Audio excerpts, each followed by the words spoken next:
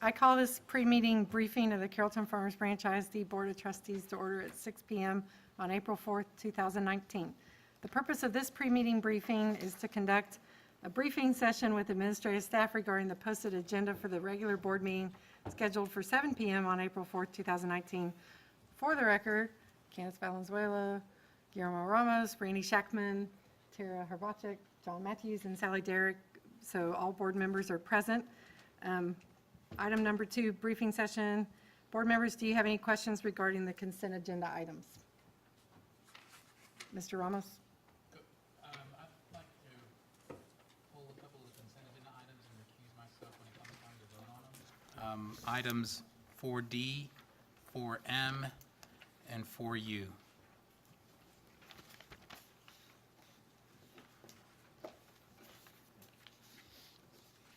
Mr. Shackman?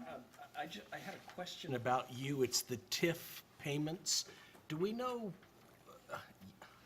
let me rephrase that question because you all know. Can we find out how much longer, because I thought the TIFs were coming to an end at the end of last year and into January this year, and I know they run a year behind. So what's the status of those payments and how much longer will they continue?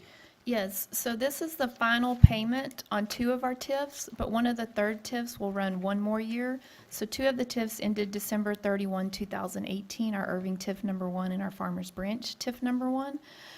This payment is for the 2018, the final year. We make it in 2019.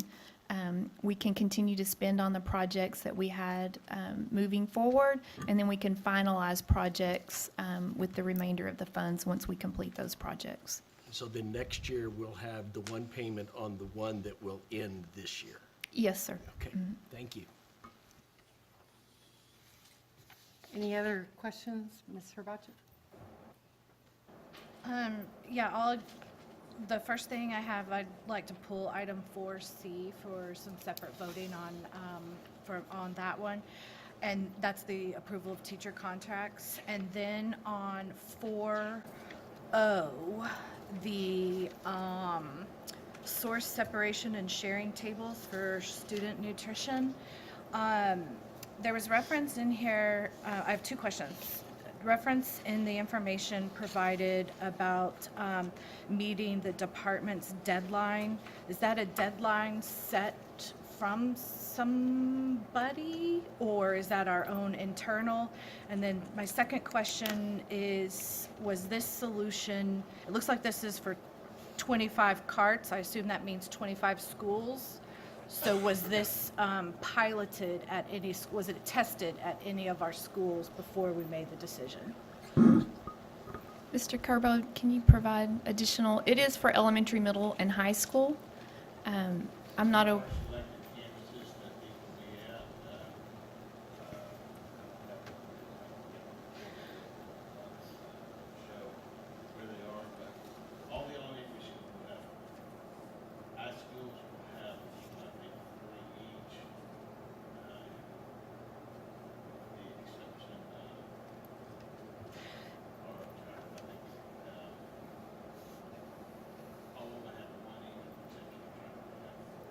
Well, and that's secondary. I guess my question was more, did we test this at any schools before we this solution was decided on for all of these schools? I mean, did we try it to see if kids use it, to see if it works?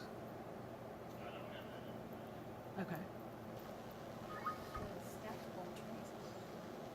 go ahead. We started piloting the stackable trays several years ago. So there have been several campuses, and it's been really efficient, and we have seen that put into practice. And I'm sure Ms. Tillman can speak to the sharing tables, but we've seen that happening in lots of districts very successfully. Yes, and the sharing table, we worked closely with agencies to make sure we know what food can be placed on there. And it's just literally a table where we will take the food, and at night the food service folks will take it out of the cafeteria, reevaluate, and determine what can be put out the next day based upon what the product is. So that's literally just a table. The other item is, I mean, it's fairly consistent with what you see in some restaurants where you dump your trash in one compartment. It's fairly simple to utilize and will help with many of our costs and our efficiencies in terms of what's being hauled off in trash with our custodians, and help our students with recycling and beginning that process. So are we seeing an increase of unused food because, and this is a story I get from school, so, but with what kids, the meal comes with, and because of the federal nutrition guidelines, and then there's unused portions because they're choosing not to eat that food? Unused portions on their plate or in Yeah. the cafeteria? For individual students. For the reimbursable meals, they're required to pick up certain items. So Correct, okay. required to pick up a milk. So I might not want to drink milk. I might want to just have water, but you're required to pick up certain items. So this allows students that don't want to eat the items that are required to be picked up, that they could share those with someone who would. Perfect. Okay, good. Okay, thank you.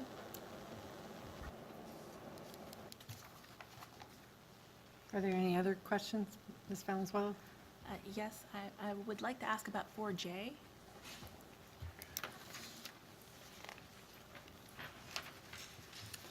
So are there differences in the curriculum from year to year? Yes, there will be. So we're really excited about the Code to the Future curriculum. And the cost in this initial year, it's very expensive, but the bulk of that money is going into coaching. So that $100,000 per campus provides 36 days of on-site coaching at each campus, and then that's scaled back over time. And then that also comes with the curriculum materials, both in paper copy and the website online. So teachers will have access to that. And then that cost will be scaled back significantly each year. So once teachers are comfortable with implementing the coding, but it's every teacher in the building that's having that coaching support. And is it going to be a distinct class, or is it going to be integrated into regular instruction? It's integrated into every classroom, which is why it requires that really intensive coaching support to get it up and running. It's the first year is really focused on every teacher in every classroom, every child, getting the basics of coding. And then over time, that, escalates and the support decreases because teachers, have the capacity.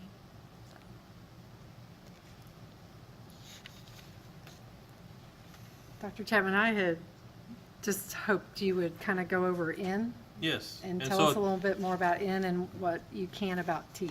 Yep, absolutely. So at this time, Ms. Webb will talk about iBoss Internet Filtering Solutions renewal.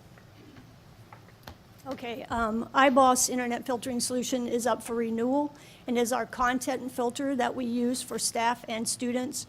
And we can set rules for staff to filter things. We can set rules for students. It filters their devices that they take home. So when they take it home, it's following the CFB rules that have been put in place. Additionally, it has safe search features that go across Google, Yahoo, Bing, YouTube, those sorts of things. And it also is a product that also ensures connectivity burst during state testing. So those are the pieces it does. It helps us to meet the Child Internet Protection Act so that we're SIPA compliant. Thank you. Any questions? I'm good with that. That was Okay. helpful. You good? Thank you. Thank you. We're also we'll talk briefly on the Dallas Regional Day School Program for the Deaf, V. Sure, thank you, Dr. Chapman. The Dallas Regional Day School for the Deaf, we have, currently this year, we have 19 students that are served in that program.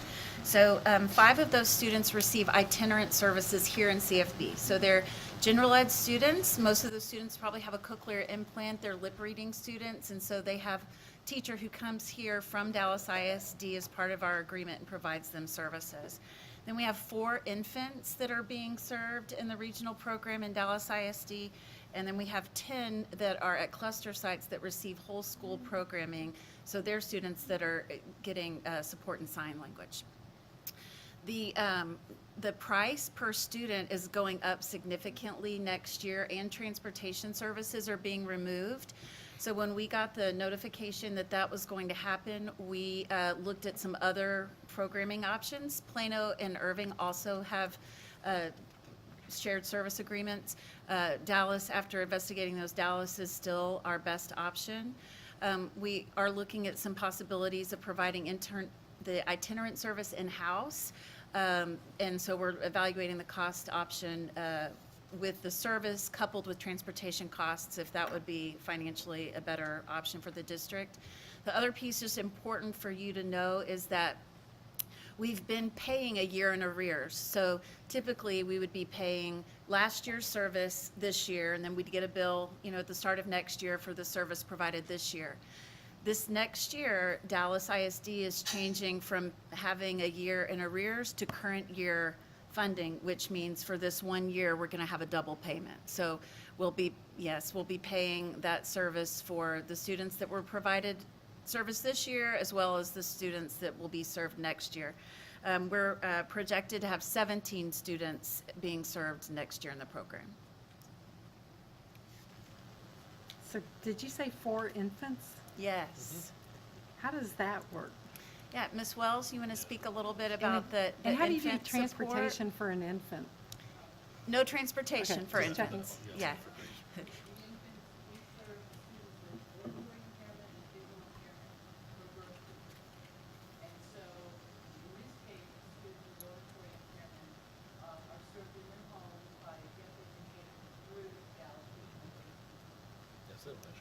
That comes to their home. Yeah. Good, Yeah. We're not transporting babies. good. And, Yes, Mr. Shackman? Dr. Chapman, do you know if there's any of the additional funds that are being earmarked for education in the legislature right now? Because there was talk about some additional for special ed. Would it help us in this area, or do we know? No, I don't know if it'll help, particularly to deaf ed. Do you know, Ms. Wells, if it would? There was no specification whenever I had my latest meeting. So at this time, no, I don't believe so. This has been a conversation that's happened over multiple legislative sessions, at which time there was no resolution to how they would fix that process. so what does a double payment look like? A double payment, our payment this year is it's usually around 160,000. It depends on the service that's billed for the itinerant students, and then we're looking at for next year 217,000. 217,000. So And that's without transportation. So that's going to be one of the challenges, is there's 10 students right now that are being transported. That in the past, Dallas County Schools was able to service those students. They had more service centers spread out. For us, our concern is the amount of time a student may have to be on a bus because we're coming from one service center. So we're evaluating that right now, and that's why Ms. Wells is looking at the option of if there are students that we can serve in district, if we can couple that cost and eliminate the transportation and the time on the bus for the student, that may be our best option. So that's why we're looking at that right now. And with our shortage of bus drivers, to get 10 more kids going a significant distance out of the district will be challenging as well. Where do they go to be served? in Dallas, Yeah. they're at campuses at cluster sites. Okay. So, yeah, they're. Not one particular one? Yeah, no, it depends on what grade level they are, so certain campuses house the program for age level, elementary, So it middle, could be high. anywhere in Dallas. Correct. Board members, any other questions? Okay, thank you. Would you like us to review V? Yes, just briefly. Ms. Tillman, could you just walk through V? I'm sorry, not V, T? We're talking about the purchase of the emergency planning resources through True North. Just give a real broad overview for that process. Sure. The district completed an extensive RFP process in 2018 that resulted in the True North Consulting Group being selected to perform a district-wide security assessment. In addition to being the most qualified firm to perform the assessment, True North was selected because they have the experience and expertise to help implement portions of the recommendations that the district received. In November and December of 2018, the Board of Trustees received the findings and recommendations from the security assessment performed by True North. One of the findings that was ranked as a high priority was related to the emergency preparedness program of the district. I just passed out to you the page as a reminder of what was included in that finding. This is finding number 5, and True North indicated that they felt like that should be taken care of in a timely manner. And please, so- please know that's confidential, so don't read something off of it right now and say, well, what about this? So, Yes. confidential. The recommendations from True North that would be addressed by this proposal includes the following items: to develop a district-wide all-hazard emergency management plan, train district and school crisis response teams on response plans, roles, and emergency management responsibilities and tasks, customize the implementation of the standard response protocol at each building, and hire emergency manager or retain an experienced consultant to support and sustain emergency preparedness of the district. Although the district has hired a director of safety and security that has the experience to address the issues listed on the page you have, this was also another priority identified by True North that we've accomplished. Mr. De La Rosa and his team are stretched very thin at this point, trying to implement all of the other items that are in the assessment. They also have full-time jobs, and if we were to pull them off to do these tasks, it could impact other operations at the campus. In order to accomplish the recommendations from True North in a timely manner, we believe it is in the best interest of the district to expedite this process by utilizing a third party. True North has industry experts, some of the best in the country, to make sure we're following national best practices based upon guidelines in place. We have established a plan to complete secondary campuses prior to the start of the school year. However, that means we would need to approve this agreement tonight so that True North could get started basically tomorrow when we notify them. Without the assistance of a third party, we do not believe it can be accomplished in the time frame that we believe it should be accomplished in to meet the needs of the assessment. We focused on secondary campuses as a starting point, as these locations are more complex in terms of their size and the flow of students, and have a higher security incident rate. True North will conduct district leadership tabletop exercises and develop a current all hazards incident management plan that are district-wide as part of this initial effort. If we decide to have True North complete the site-specific plans for elementary campuses, these tasks will have already been completed. All 5 phases of the project are detailed in the True North proposal that you received in advance.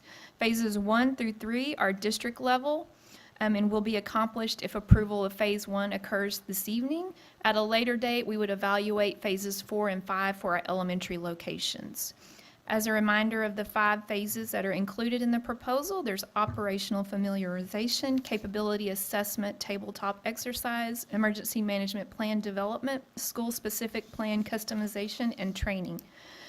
True North is in high demand right now with the focus on school safety throughout the nation, so we are appreciative of their willingness to dedicate staff in this manner at this time and work with us to get this accomplished by the beginning of the school year.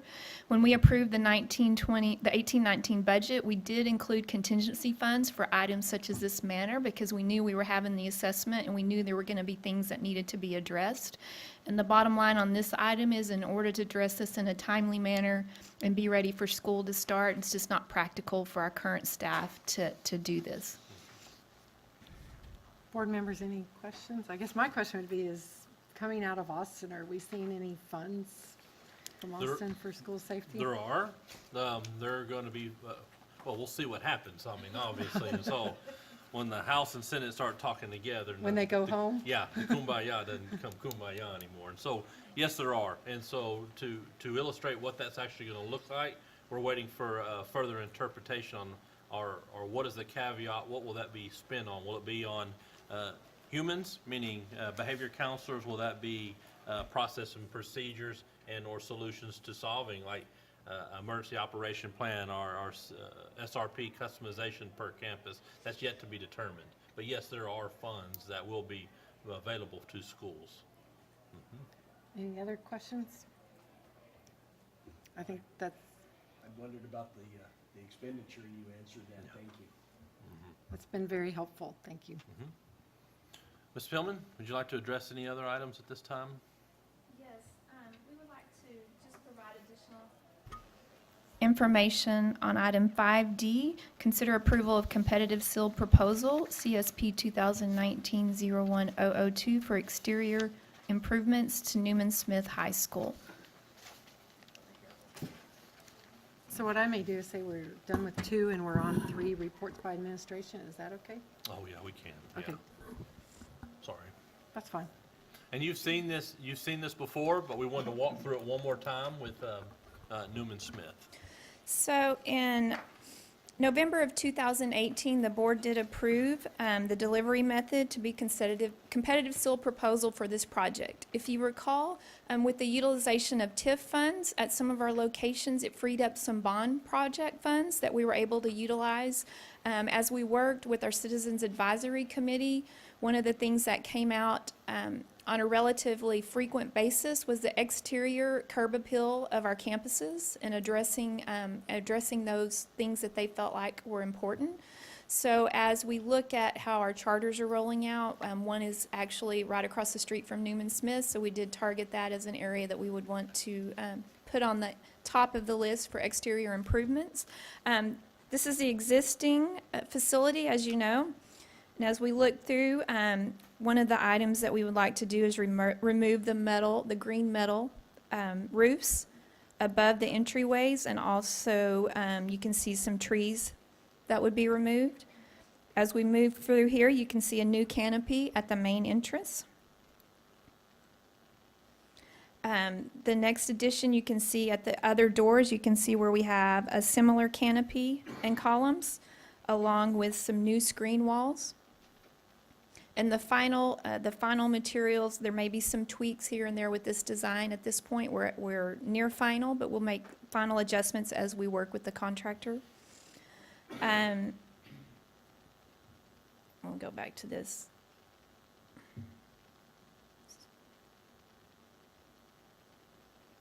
This would be the final, where you can see there's also a large monument sign that would be in the entryway that will have Newman Smith High School in a prominent area. And so this would be the final look of this project. When we initially started working on this project, we had estimated around $750,000.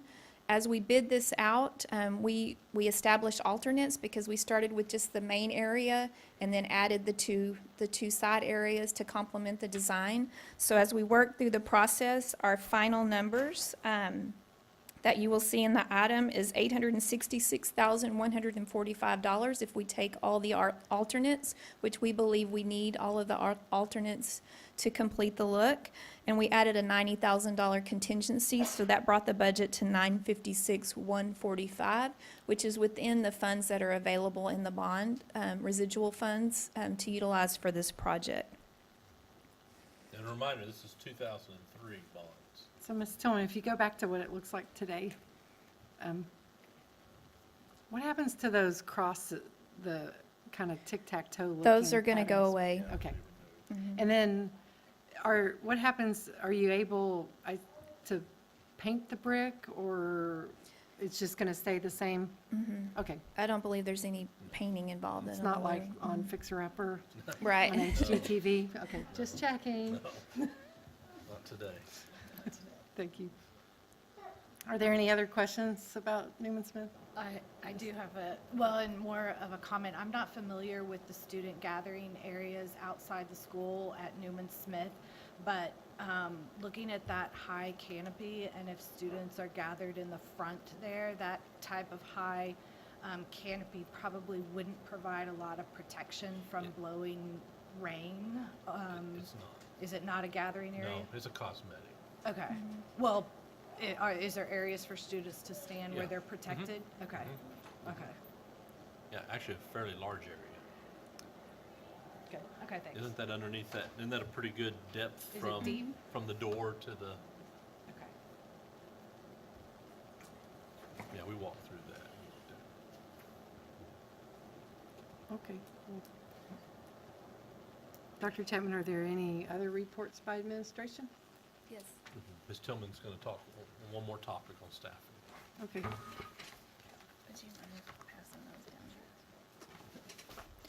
As we develop the 2019-20 budget, we wanted to start bringing you pieces of information.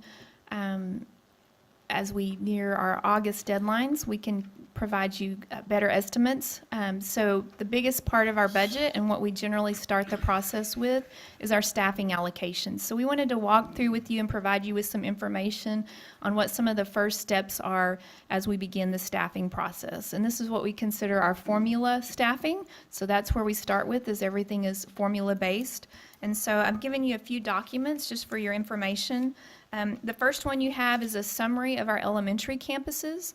And so the way we start is we take each elementary campus, we take their current enrollment in January, we roll that enrollment up to the next grade, and we compare it to the kids, to the teachers on that grade level, and make adjustments. When we went through that process this year, where we ended up with was that we would actually be down 11 teaching units. If you go strictly by the formula, we started off with about minus 34 just from the formula. We meet with curriculum staff and we look at program needs, campus needs, and student needs, and we make adjustments. Then we meet with principals and we make adjustments from there. So we went from 34 to 11 based upon feedback from our curriculum staff as well as our principals. And that can be based on what's happening at a grade level, what's happening with how many teachers are new to the grade level. Various things are factored in, what their ratings are, to make some adjustments. So if you look at the second page, this is Las Colinas, so this is an example of what each campus page looks like. And you can see in the first column we have their 18-19 enrollment. We use pre-K and kinder numbers basically stay the same, and then we roll kinder from, you can see 18-19 kinder rolls to first grade, and you can see first grade rolling to second grade for each column. Then we look and see what the teaching units are, and then based upon the adjustments we make, then we calculate what the class size would be like after we make our adjustments. So you can see the far column shows that they would be anywhere from 20 to 22 on their class sizes. So we do this for each campus. And then if you will turn to the next page, what we do is we look at what our projected average class size is with our current staffing formulas. So each column here represents the number of sections at that campus with those numbers of kids. So if you're looking at Carrollton, we have 2 sections where we're projecting 13 kids, 2 sections where we're projecting 15, 1 with 18, and so on. So if we look at all of our campuses, right now this is K4. If you look at how many we've staffed for 20 to 1, we're at 71% at 20 to 1, and we're at 92% at 22 to 1, just with our preliminary staffing. The ones that you see that are 23, 24, and 24, there's a big number of those that are kinder, and so we generally don't add kinder if we have 23 this year. We wait and see who is enrolled, and then we have movement that we adjust. So typically what we've seen is based upon utilizing these formulas, we generally have to move around 10 teachers from one campus potentially to another campus due to shifts in students. And then we may have to add 3 to 4 units depending on what our enrollment does. This does not take into account right now any potential loss from charters. We do believe that we may have a potential loss with the new charter opening due to where the location and proximity to some of our campuses. So that's not factored in to this number.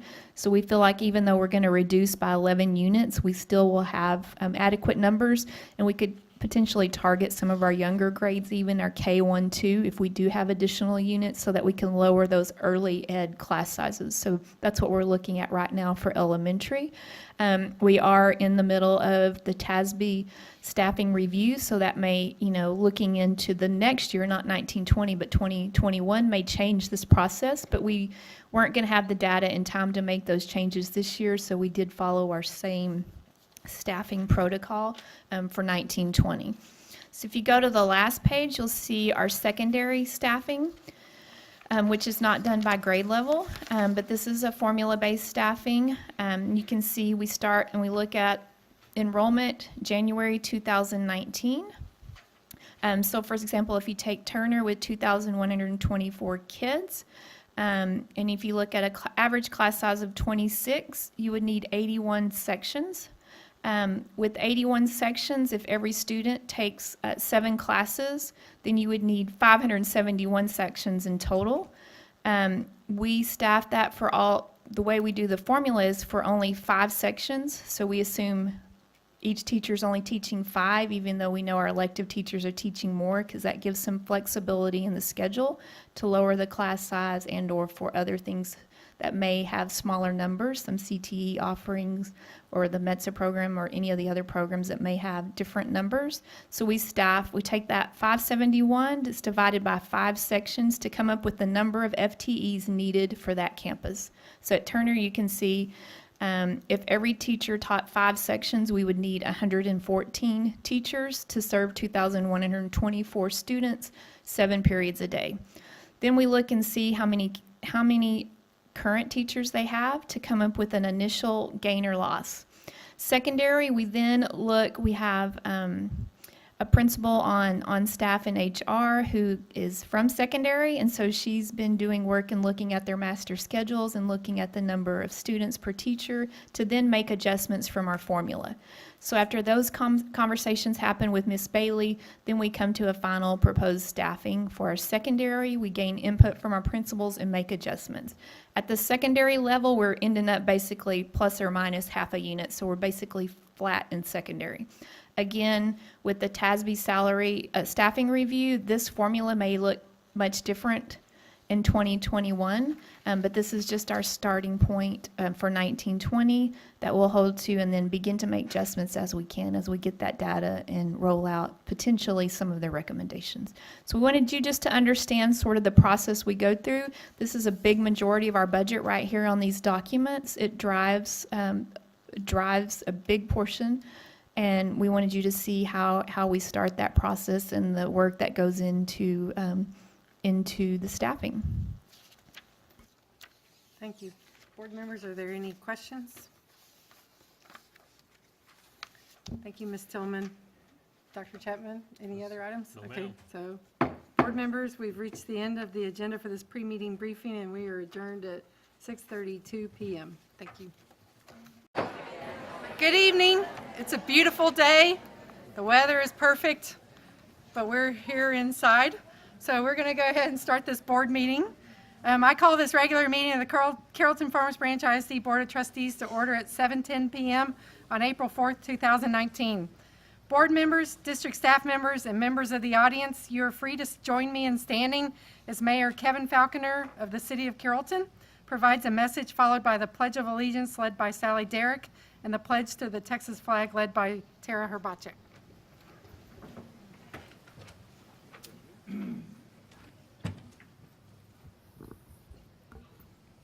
All right. Thank you all for being here tonight, and if you will, please bow your head for an invocation. Father, we come to you tonight, Lord. We just thank you for this blessed day that you've given us, and a wonderful day it is. Lord, we just thank you for all of these special people here, Lord, doing the work of angels that we see working with our most important asset, and that's our children. Lord, we just thank you for their perseverance and their ability to educate our children in such a wonderful way. Lord, we just ask for special wisdom for our school board as they take up these many important issues today. Lord, we just ask for your guidance for them as they take upon that important task. Lord, we just thank you for these many teachers who are being recognized. What a great day it is for us to be able to recognize them. Lord, we just also want to ask for a special blessing for our legislature as they are taking upon these very important issues of dealing with our education here in the state of Texas. So, Lord, we ask for that as well. Lord, thank you for all that you do for us. Thank you so much for being our Lord and Savior, and it's in Christ's holy and precious name that I pray. Amen. To the flag of the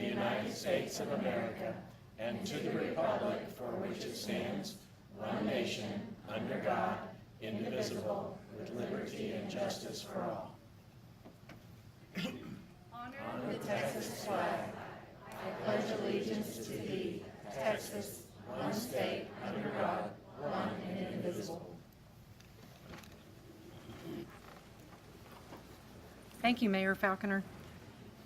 As a district, we dedicate all our efforts and resources to our goal of high achievement for each student. The board uses this goal to guide all our deliberations, decisions, and actions. You will get to see all deliberations, decisions, and actions of the board in open session, with the exception of some items which may be discussed in a closed session, as stipulated in the Texas Government Code, Section 551, commonly known as the Open Meetings Law. These items typically deal with personnel matters, consultation with our attorney, and real estate. For the record, the board members present are Tara Herbacek, John Matthews, Sally Derrick, Randy Shackman, Guillermo Ramos, and Candace Valenzuela. We are all present and constitute a quorum and may conduct business on behalf of the district. Ladies and gentlemen, before moving on to the next agenda item, I would like to remind you that the board encourages comments from citizens of the district and from district employees. Anyone wishing to speak either as an individual or as a representative of a group may do so during agenda item number 3, audience for guests. Please submit your request to do so on one of the forms provided on the table just outside the north entrance of the boardroom. You may place the completed form in the box provided on that same table or present your completed form to Administrative Assistant Ms. Kim Castanon. Kim is over here, and if anybody has one. When the board addresses agenda item number 3, audience for guests, you will be invited to the podium to speak to the board. So our next item is special presentation and recognitions. Dr. Chapman? Yes, ma'am. We have 3 topics for recognition tonight. We're going to have DECA National students, All-State Symphonic Band students. And then, as you see in front of you, you have some artwork. And we're trying to showcase our artwork each and every board meeting. And this happens to be part of our Fine Arts Academy from Blair and Country Place Elementary. And so you can see the beautiful work that they're doing as part of our academy. At this time, Mr. Ariola is going to speak on DECA students. All right, good evening, Dr. Chapman, Ms. Klein, and members of the board. I'm Michael Arriola, and it is my honor to serve as the principal of Newman Smith High School. It is my pleasure this evening to help celebrate some amazing and hardworking CFB business education students who are involved in DECA. DECA began in 1946 as the Distributive Education Clubs of America. Over the past 70 years, their scope has continued to broaden, and today they have 215,000 high school members in 3,500 high schools in all 50 states, the District of Columbia, Canada, China, Germany, Guam, Mexico, Puerto Rico, and Spain. DECA's mission is to prepare emerging leaders and entrepreneurs in marketing, finance, hospitality, and management in high schools and colleges around the globe. Through both their classroom curriculum and industry-validated competitive events, DECA prepares student members to be academically prepared, community-oriented, professionally responsible, and experienced leaders. Students in these competitive events must not only participate in a written component such as a report or exam, but also in an interactive component such as a presentation of a business plan with an industry professional serving as a judge. The students are gaining valuable writing and presentation skills that will serve them well in high school and beyond. Additionally, DECA awards over $300,000 annually in scholarships to its members through corporate sponsorships. And DECA is alive and well in CFB. Recently, our DECA teams from Newman Smith, Creekview, and R.L. Turner High School competed in the state competition in Fort Worth. It is my pleasure to introduce our Newman Smith DECA students who will compete at the DECA International Career Development Conference in Orlando, Florida at the end of April. They are Matthew and Sarah Chen.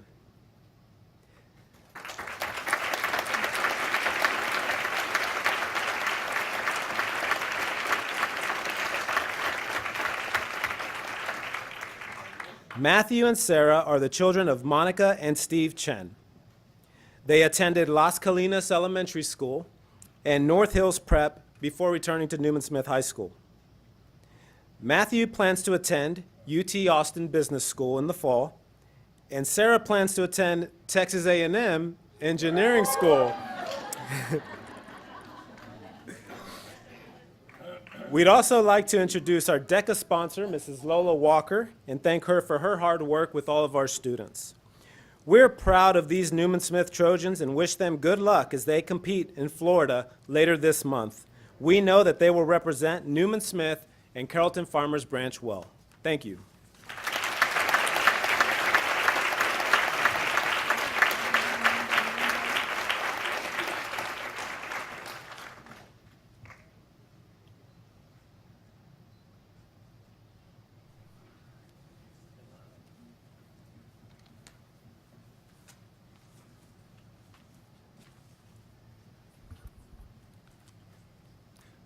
Good evening, Dr. Chapman, President Klein, members of the board. My name is Joe LaPuma, and I am the principal at Creekview High School. What a great honor it is to be here tonight and be able to recognize some of CFB's outstanding students who have earned all-state honors in band. The all-state process begins in the fall semester. The students receive 3 etudes, which are short musical compositions, typically for one instrument, designed as an exercise to improve the technique or demonstrate the skill of the player. The students practice, and perfect over the months, putting in hundreds of hours to each individual piece of music. In December, more than 30,000 music students from across the great state auditioned for the region level, where more than 75% of those students do not advance to the next phase. After being selected for the region bands, those who were the top of the region qualify for the area audition. Here, multiple regions combine for an audition in one of the 7 areas to qualify for All-State. To be selected as an All-State student places you in less than 1% of the musicians who audition. And to be named first chair in all of your classifications, as our student was, is truly an amazing accomplishment that very few individuals ever achieve. So tonight, my colleagues and I will recognize 3 All-State musicians who are truly the best of the very best. After being named All-State, these students went to San Antonio in February, learned more music, and performed a concert with their fellow All-State colleagues from around the state. The TMEA, the Texas Music Educators Association Conference, is the largest music conference in the nation and is a must-see for all music lovers and for educators. So please help me tonight in congratulating and recognizing Creekview's senior Colby Cruz.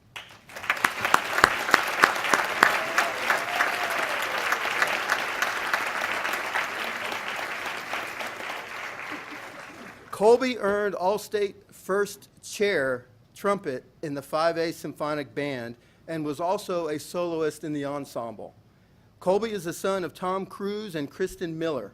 He's a Rosemead and Blaylock grad and plans to attend Tarleton State University after graduation from Creekview to double major in mechanical engineering and music. Colby is also part of our fabulous jazz band. He's a National Honor Society student, and he's part of the Greater Dallas Youth Orchestra, and I could go on. What an honor it was to hear Colby and the All-State Band perform in San Antonio in February as he represented Creekview, CFB, and himself with such high class and character. Colby, thank you for being an outstanding Mustang, and congratulations for your recognition as an All-State Band student.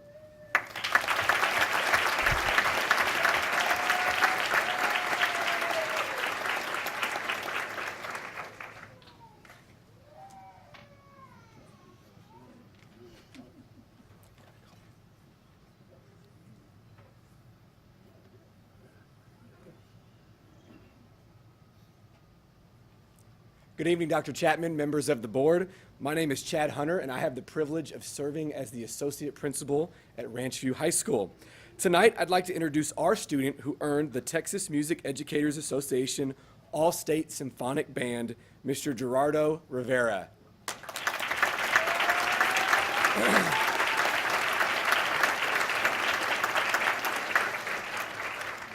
Gerardo is a fantastic flute player and is currently a sophomore at Ranch View High School. Gerardo is the son of Gerardo Rivera and Glory Mar Miranda. After graduation, Gerardo plans on attending a 4-year university and majoring in music performance. Thank you, Gerardo, for representing the Ranch View family and Carrollton-Farmers Branch ISD. I would also like to thank Jason Myers and Evan Dabbs, his band directors, for their guidance, support, and encouragement. Thank you, Mr. Myers. So congratulations to you, Gerardo, on this wonderful accomplishment.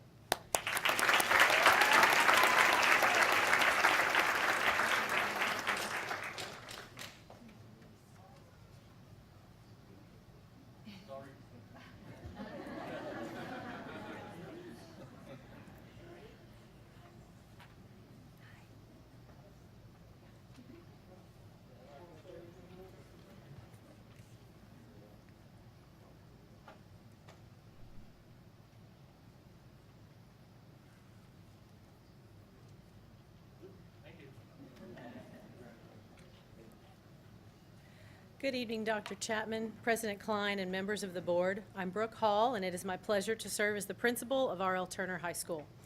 It is my pleasure also this evening to introduce Turner's TMEA All-State Band member for 2019 Fall Win.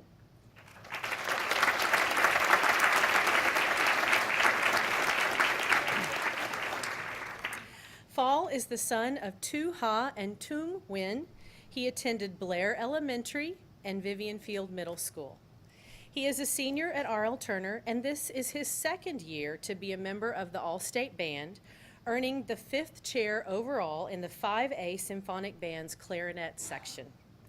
We are fortunate to have 3 amazing band directors at Turner, Jennifer Vowles, Oscar Dennis, and Josh Dominguez.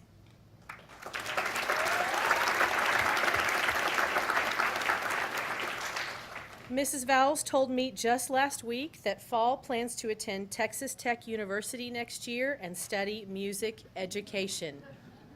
So we are hoping that we will see him back here in 4 years. Fall, we are so very proud of you. Thank you for representing Turner High School and CFB in such an amazing and positive way. Congratulations.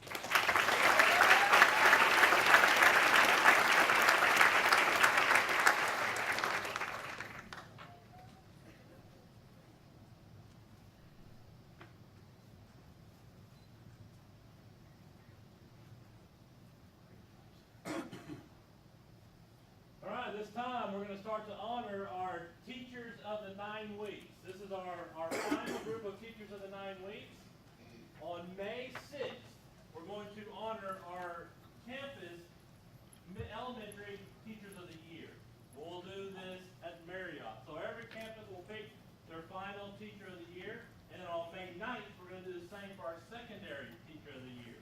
We'll select one winner from the elementary, one for secondary, and those 2 individuals will be in the running for the regional or Region 10 Teacher of the Year at that point that can then move on to state. So at this time, we're going to start our teachers of the 9 weeks. All right, good evening, Dr. Chapman, President Klein, and members of the board. I am Laura Gutierrez, the proud principal of Rosemead Elementary. This evening, it is my pleasure to introduce our Teacher of the 9 weeks recipient, Miss Tish Robert.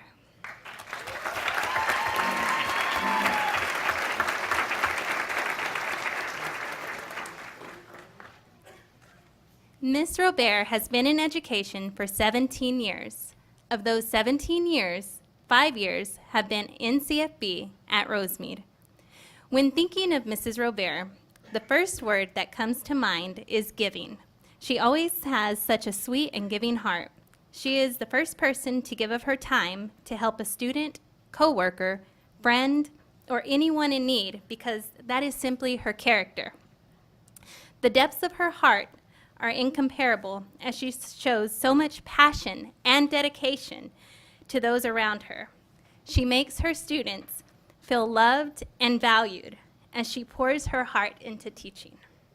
Her teammates feel she is not only a coworker, but an advisor, confidant, friend, and much more. One student stated, "She explains things really well. If you are confused, she will help you through." Another student stated, "Mrs. Robert takes fire drills seriously." She wants us to be safe if we ever need it one day in real life. So congratulations on this well-deserved honor, Mrs. Robert, AKA the Cricket Queen, World Traveler, Decor Diva. We are blessed to have you as a part of the Rosemead family.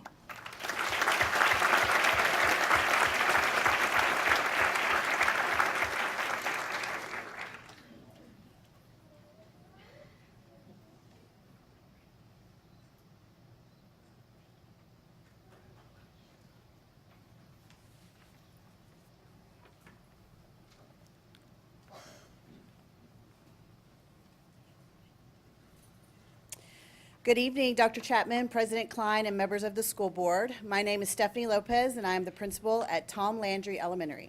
It is my honor to introduce fourth grade teacher Clarissa Moore as Landry's teacher of the third 9 weeks.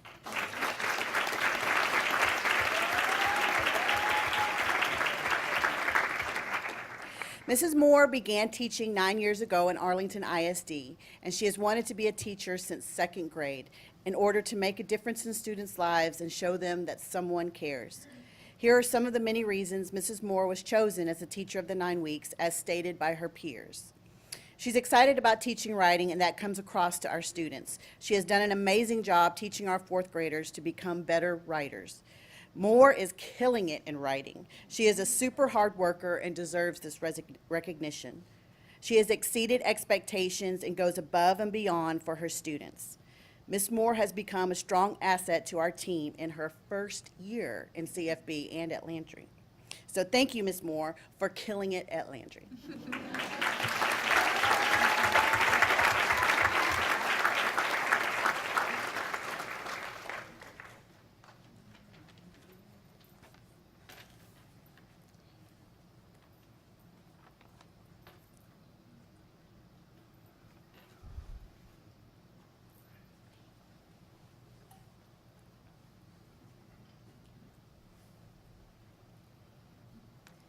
Good evening, Dr. Chapman, President Klein, and school board members. I am Aviance Jones, principal of Las Colinas Elementary IB World School, and it is my pleasure to introduce you to our teacher of the third 9 weeks, Mrs. Nicole Slack.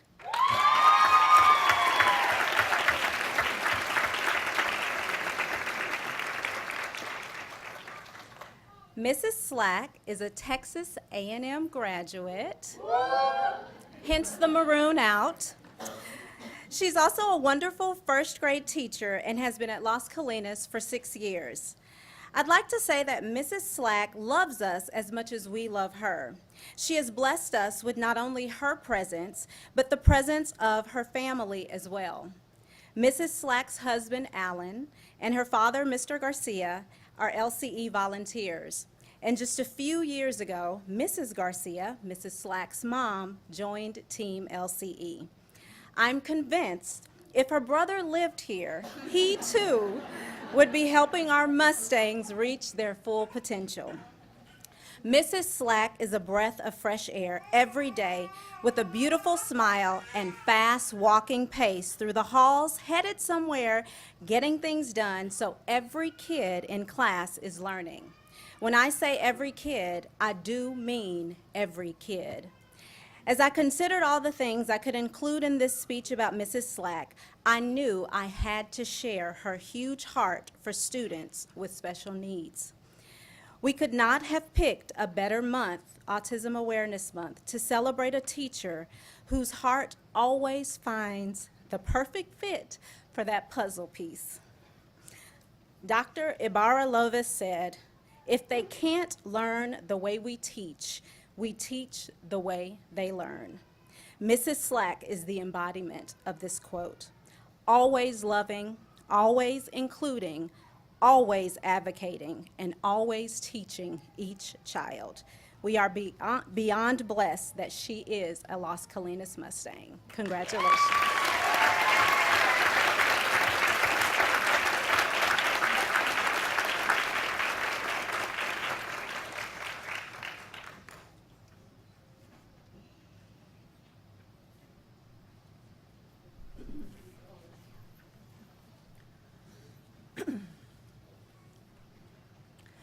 Good evening, Dr. Chapman, President Klein, and members of the school board. My name is Dreama Mayfield, and I'm the principal at La Vita Elementary.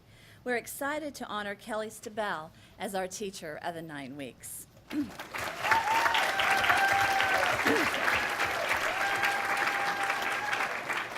Ms. DeBell has been teaching for 11 years at La Villita and has a total of 22 years.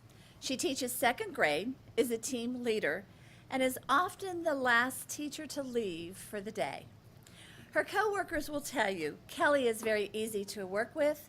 She builds a great relationship with the students and their families, and she's an exceptional teacher who works hard to motivate her students.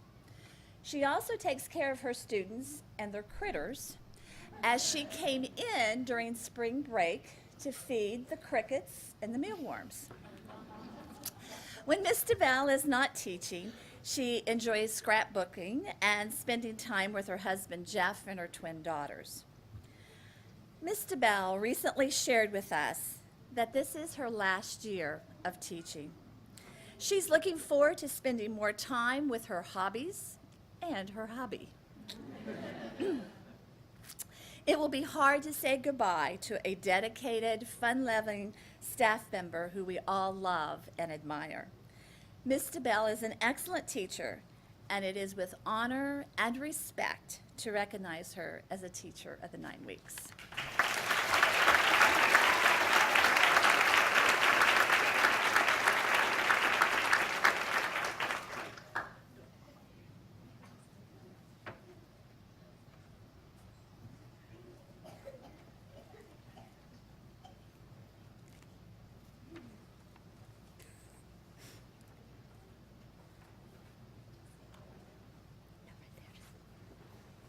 Good evening. My name is Dawn Rink, and I'm the proud principal of McCoy Elementary.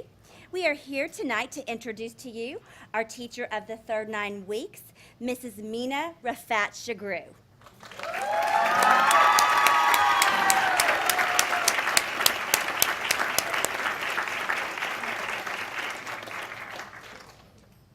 Mina Shagru has served her entire teaching experience of 13 years, all in CFB, as an amazing McCoy Elementary kindergarten teacher. Mrs. Shagru is the consummate professional. We all know how important teaching kindergarten is, and every year she molds our youngsters into the learners and leaders of the future. No matter the kid, no matter the time, or no matter the place, Mina is always teaching and modeling what McCoy is all about. She exemplifies teamwork. This year, Mina and her kindergarten team faced student numbers like they've never had in the past. Despite the situation, Mrs. Shagru led her kindergarten team by example with professionalism and positivity toward the kids, parents, and colleagues. Her job definitely is all-encompassing, and it shows on a daily basis. At school and with her beautiful family. Wave, family. Yes. The quote from McCoy parent summarizes Mina the best. Mrs. Shagru is better than I ever could have expected. The year is only half over, and she has surpassed any expectations I ever had. She has set the bar high. On a daily basis, we are more confident in our decision in choosing McCoy as our CFB ISD school. McCoy Elementary and all of Mrs. Shagru's current, former, and future students are indeed fortunate to have Mina Shagru as the teacher of the third 9 weeks.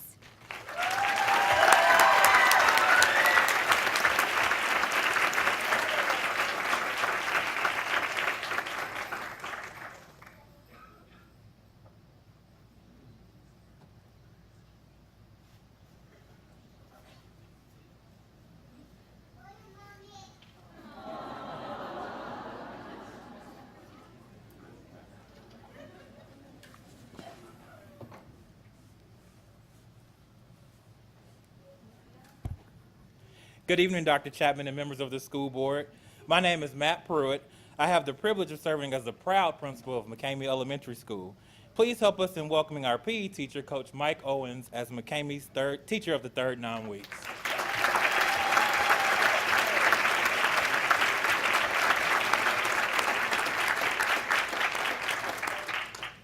Coach Owens is no stranger to CFB. Coach taught physical education for 3 years at Freeman Elementary School, but of course, we needed him at McCamey. Some of Coach's colleagues said, Coach Owens is the perfect example of someone who goes above and beyond for the needs of our school and our students. He is genuinely kind and cares about each individual that he encounters. He always greets students and staff with a smile and a kind word each day. Our students love and respect him, and they absolutely love PE. Coach stepped up to help us implement PBIS reward time. Every day at 2:45, Coach checks in with 5 to 10 students, some who are really, really difficult. He gives words of encouragement and grace when needed. The kids love the high fives and the green apple sour straws. His positive enthusiasm is contagious. Thanks for always exemplifying hard work, Coach Owens.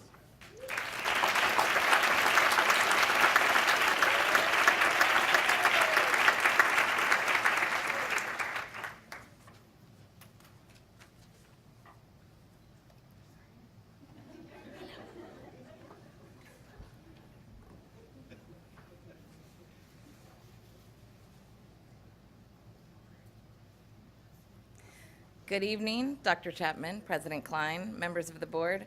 My name is Dee Dee Lacey, and I am honored to be the principal at McLaughlin-Strickland. Tonight, as teacher of the third 9 weeks, we have an extraordinary kindergarten teacher, Miss Candace Wilcox.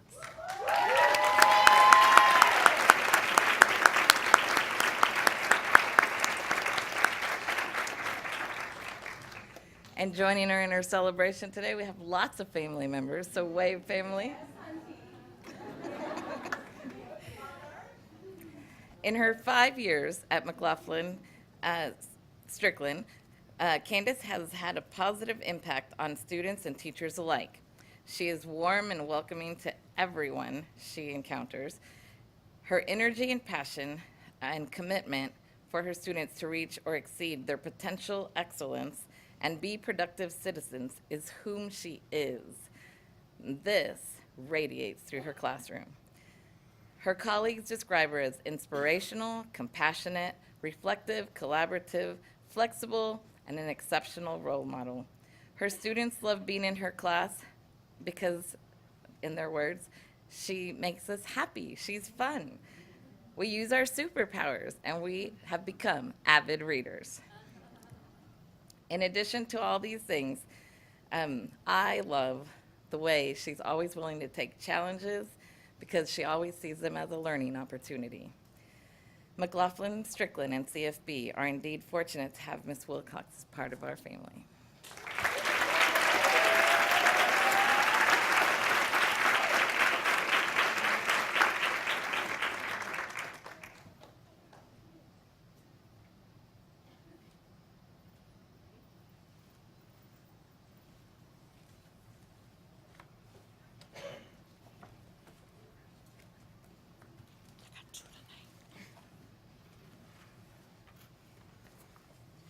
Good evening, Dr. Chapman, Ms. Klein, and members of the CFB board. My name is Eddie Reed, and I am the proud principal of McWhorter Elementary. It is my honor tonight to present Olivia Michelini, teacher of the third 9 weeks.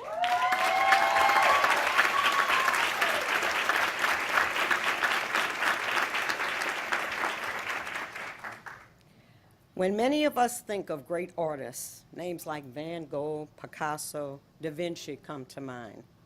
And although we love and admire their work, we never use what they embodied in their artistry to inspire us. Well, that's not the case with Olivia.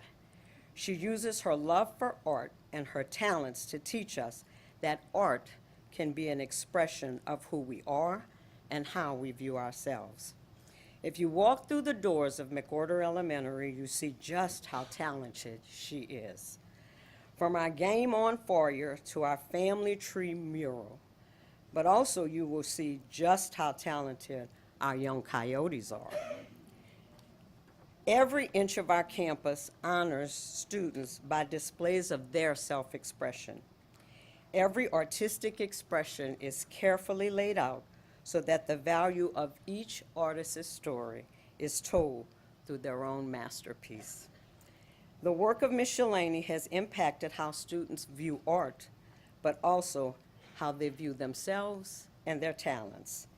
She has given students who are sometimes academically or behaviorally challenged a new sense of themselves through art. Now, please understand, Miss Michelini is no pushover or bleeding heart. No, her expectations are high for what she expects and displays on the wall of McWhorter Elementary, but her heart is full of love for her students, which make them consistently rise to her expectations.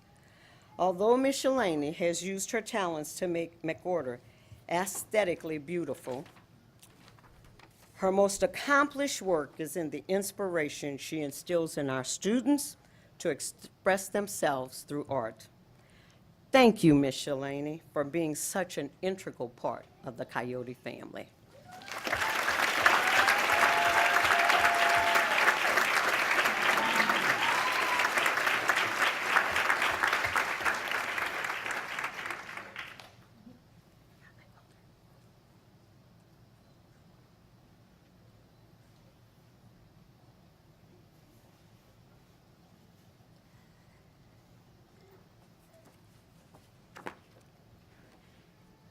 Good evening, Dr. Chapman, President Klein, and distinguished board members and guests.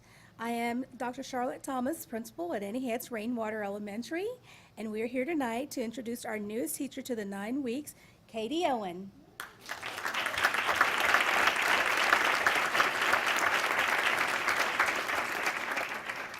She has never been a stranger to Rainwater Elementary because Katie started the school when the school opened in 1994. We are proud to have Ms. Owen here, and she's shown tremendous talents and growth in her 9 years at Rainwater. She is currently our STEM teacher and has held various positions during her tenure. She is instrumental in helping to develop our first Girls Who Code Club. Katie is enthusiastic about teaching and puts her students first. She seeks to improve the quality of education and is passionate about technology. As our STEM teacher, Katie's taught students to think through the engineering process, where students are guided to ask, imagine, plan, create, improve practical solutions to our modern-day problems. Yes, we are honored to have Ms. Owens as a teammate, colleague, and supporter of children, and for these qualities, Ms. Owen is our teacher of the third 9 weeks.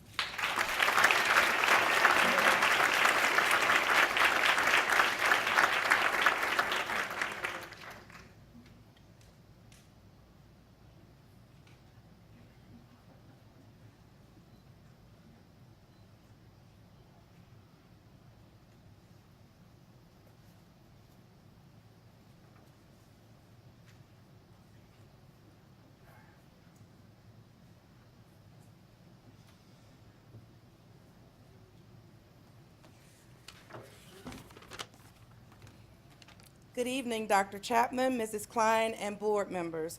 My name is Pam Henderson, principal at River Chase Elementary. It is my privilege to introduce you to our teacher of the third 9 weeks, Mr. Sean Putt.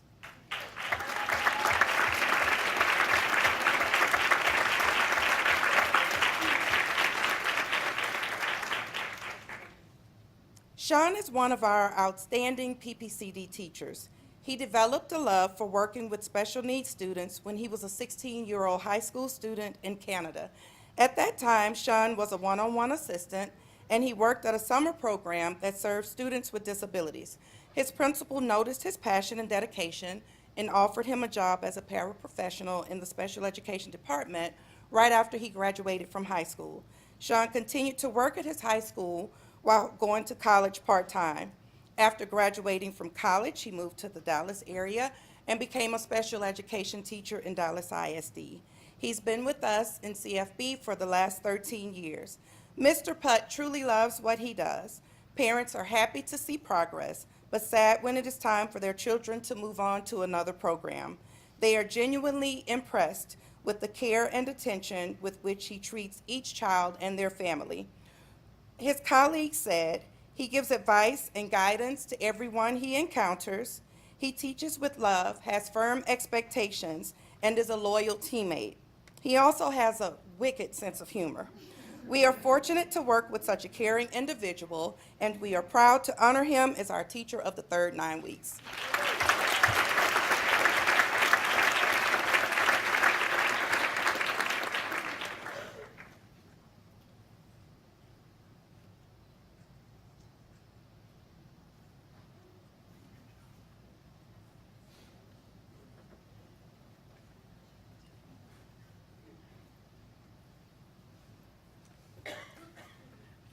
Good evening, CFB family. I am Amy Miller, principal of Sheffield Elementary, and it is my joy to introduce to you Sheffield's teacher of the third 9 weeks, Prisma Ronhel.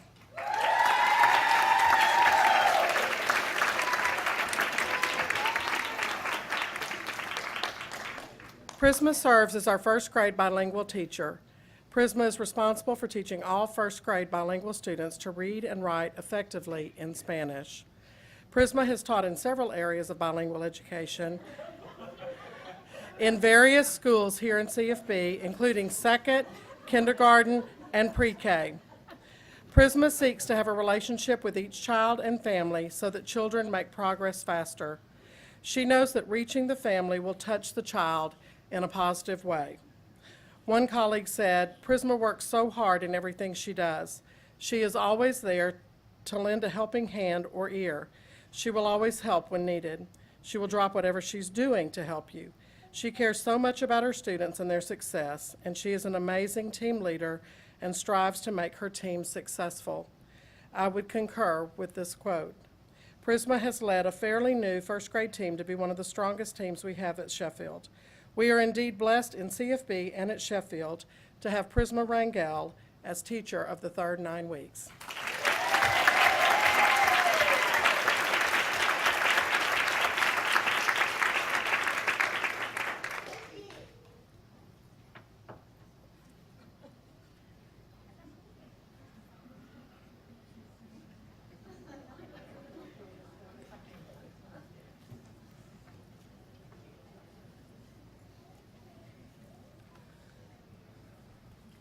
Good evening, Dr. Chapman, President Klein, and members of the board. My name is Shanna Brown, and I am the principal of the Janie Stark Stallions. It is my pleasure to introduce to you to our teacher of the third 9 weeks, Miss Claudia Ramirez.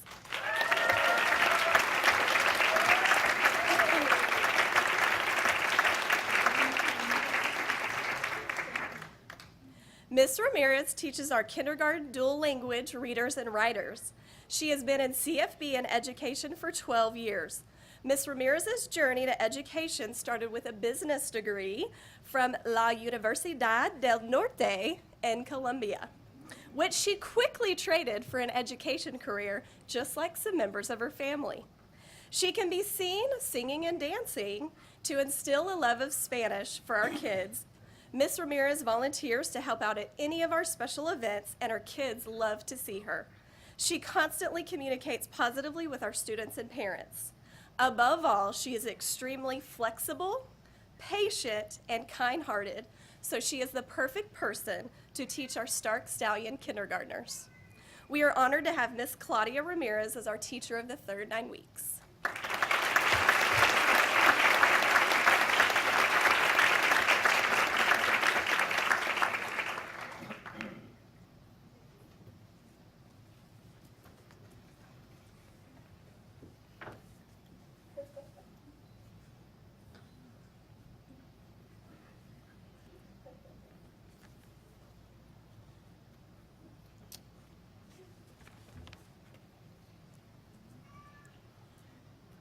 Good evening, Dr. Chapman, President Klein, and members of the board. My name is Robert Atchison, and I'm the proud principal of Thompson Elementary. Tonight, we are excited to recognize the excellent Mrs. Esmeralda Leal as Thompson Elementary's teacher of the third 9 weeks.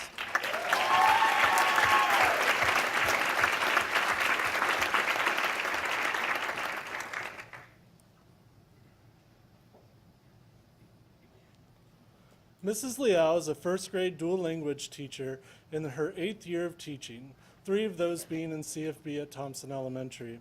Her colleagues universally agree that Mrs. Leal is a fierce advocate for kids who is always thinking, dreaming, and living her job. She can be spotted dedicating countless hours to any number of strategies to move students that she serves and the students across our campus. Mrs. Leal says she breathes school. Coincidentally, she also has a lot of allergies, so I hope her allergist doesn't make a correlation at any point. Her students truly summed her up best when Johnny said, "Mrs. Leal is an amazing teacher because she teaches us stuff from 2nd grade, and we're only in 1st.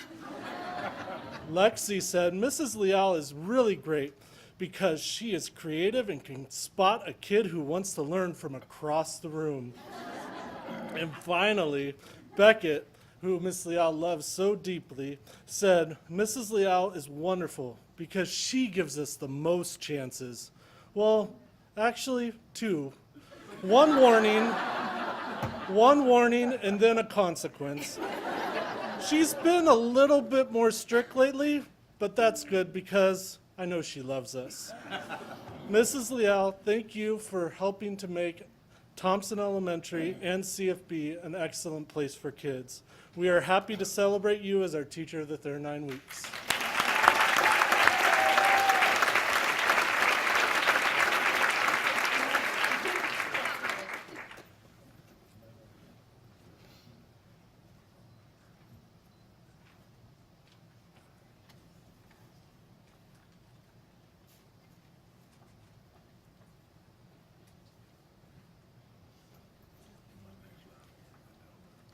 Good evening, Dr. Chapman and school board members.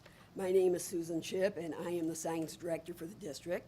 It is my honor to introduce Mark Schallhorn as Educational Services Division's Employee of the Year, of the 9 weeks.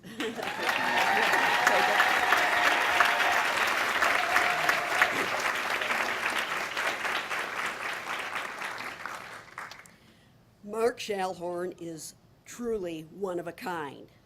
He is dedicated and passionate about sharing science with students. Mark wears 2 hats. He runs the Science Resource Center and the Outdoor Learning Center. He manages both with precise organization, saving the district money, but most importantly, making sure all students have the science resources they need to be successful in the classroom as well as the Outdoor Learning Center. At the Science Resource Center, Mark is the man behind the scenes, making it possible for our students to study living organisms in the classroom. From preparing butterfly larvae for 2nd graders to caring for crayfish for middle school animal behavioral studies, Mark is making the magic happen when it comes to hands-on science in the classroom. At the Outdoor Learning Center, Mark brings science alive for students by sharing the natural world. He is at the Outdoor Learning Center early in the morning, setting up activities for the bus loads of excited students arriving each day. Even with his broken pinky, he's got it taped, you can't stop the guy. His knowledge and passion about the environment fosters understanding and concern for the natural world that will help students to become stewards of the earth as they become adults. Mark Schallhorn is our go-to guy. He always looks for ways to say yes to any requests we make to improve science instruction. Mark truly has a servant heart, and we are blessed to have him as a member of the CFB science team. Congratulations, Mark, for being recognized as the Educational Service Division Employee of the 9 weeks.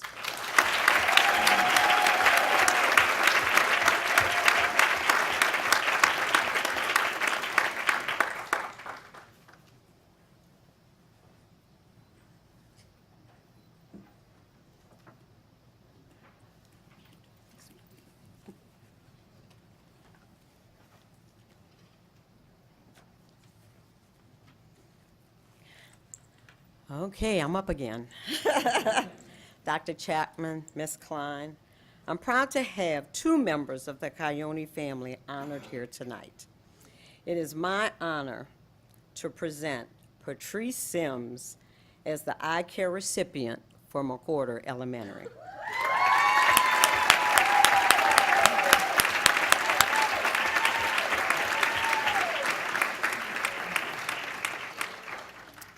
Sometimes in our lives, we encounter people who are just genuinely great people.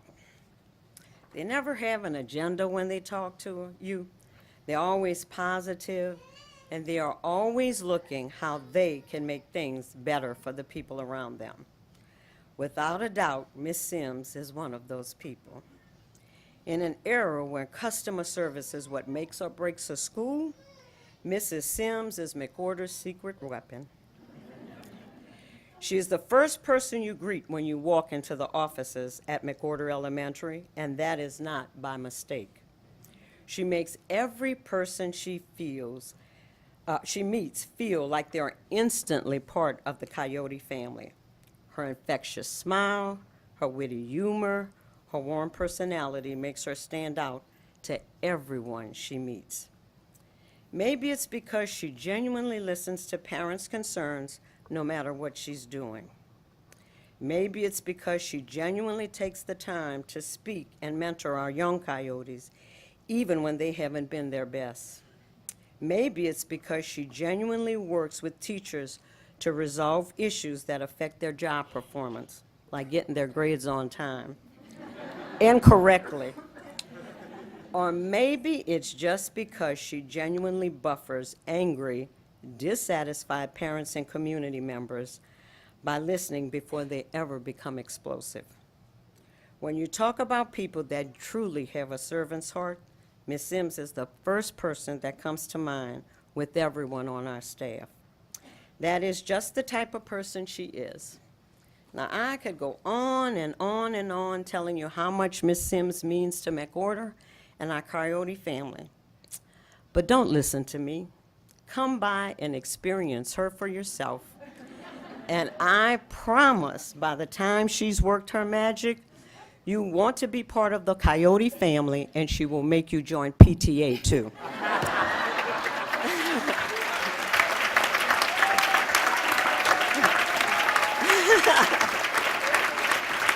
Thank you, Miss Sims, for everything you do to make McWhorter great.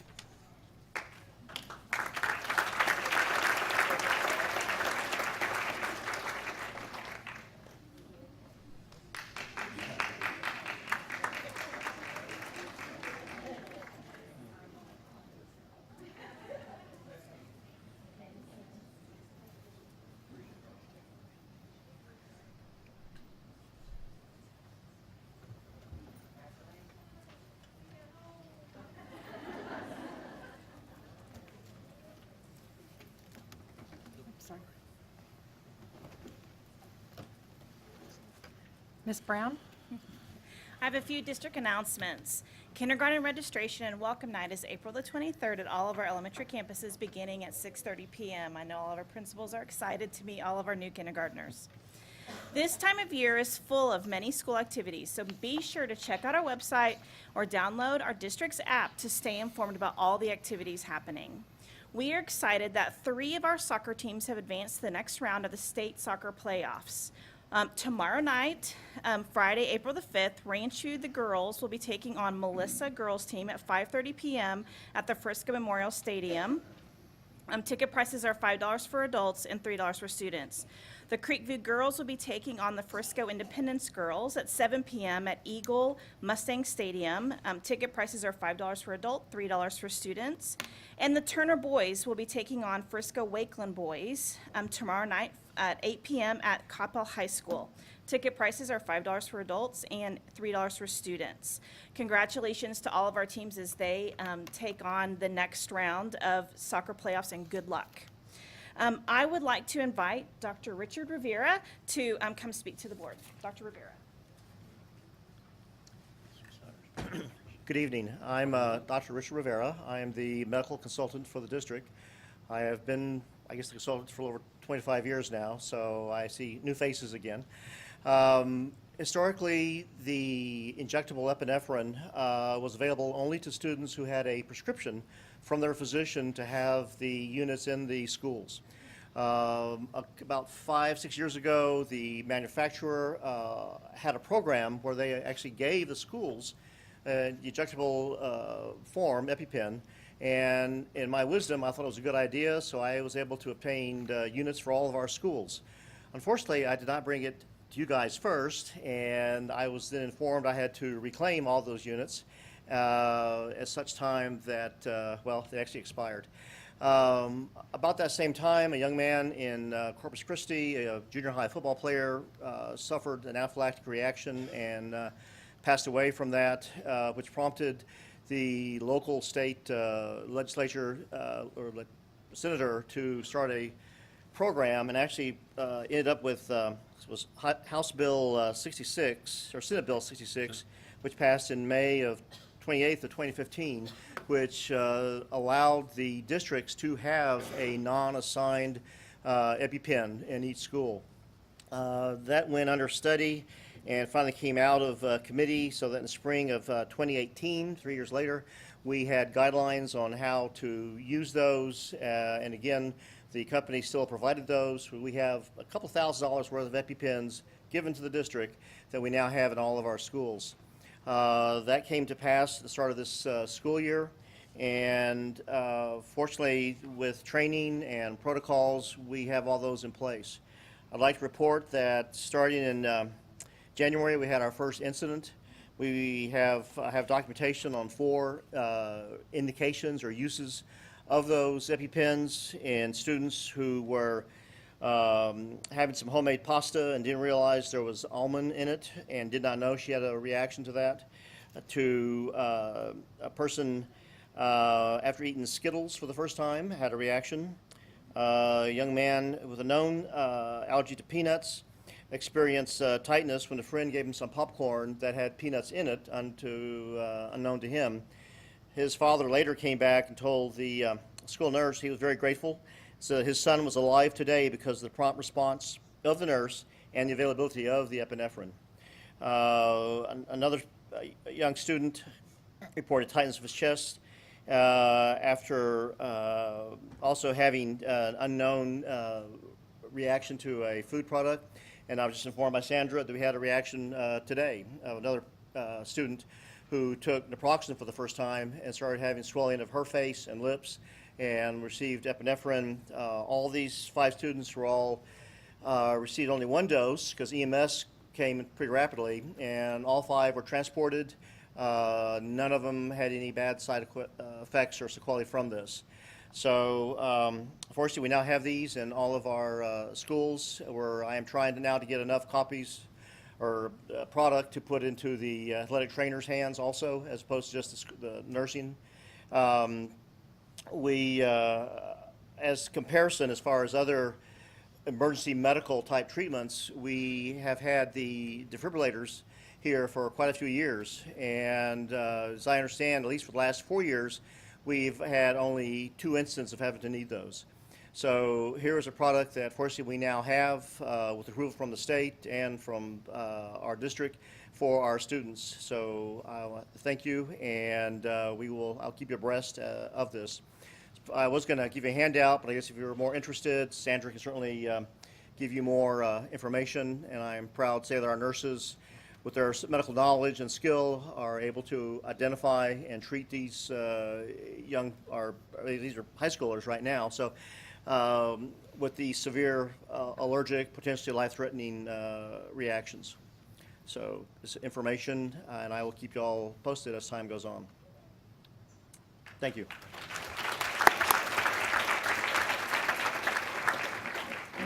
Thank you, Dr. Rivera.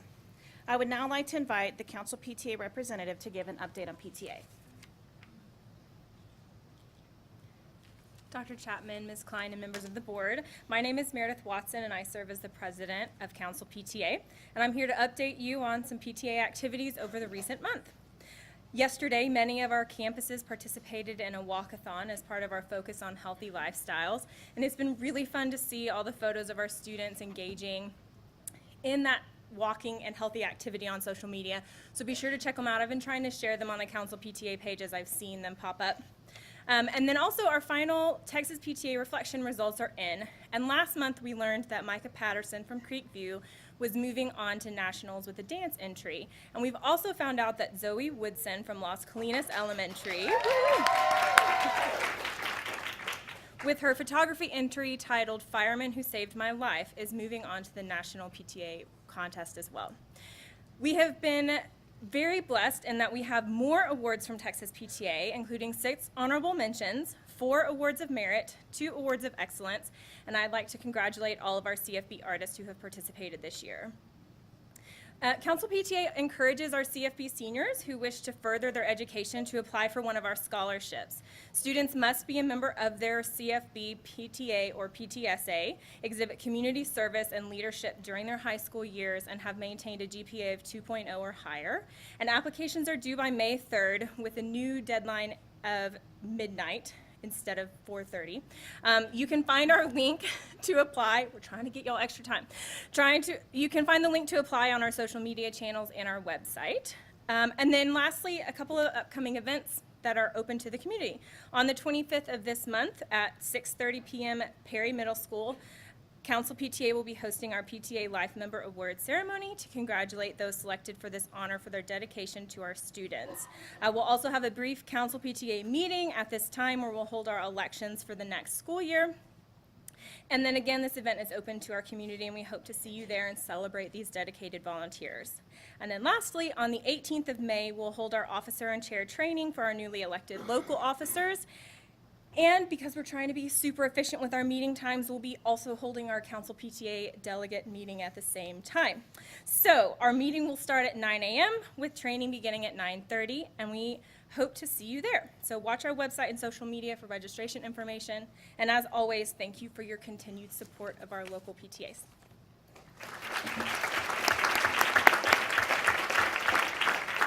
That concludes our district announcements. Thank you. DECA students, what an outstanding recognition that you'll be going to Florida and competing. Good luck. I look forward to seeing what y'all do in your future lives. UT Business College is not easy to get into. I hear stories all the time, but I'm a fond Aggie, so I prefer what she's chosen.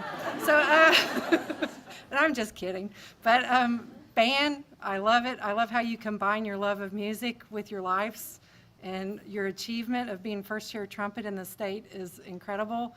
Your achievement, clarinet, sophomore, and flute, that's what I played, but I was not near as good. But, and piccolo to offend my relatives. So, but thank you for being, outstanding representatives of Carrollton-Farmers Branch. Speaking of outstanding representatives, thank you to the schools, the teachers, and the principals for introducing us to your teachers of the 9 weeks. I'm going to corrupt any children that run towards the front, so be warned. But I love seeing your love for our schools, our children, and what you do every day to help coach, teach art. I could use a little of that.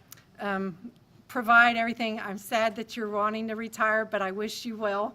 And, but thank you all for being in our schools. And I'd like to commend our McWhorter woman for recruiting PTA members.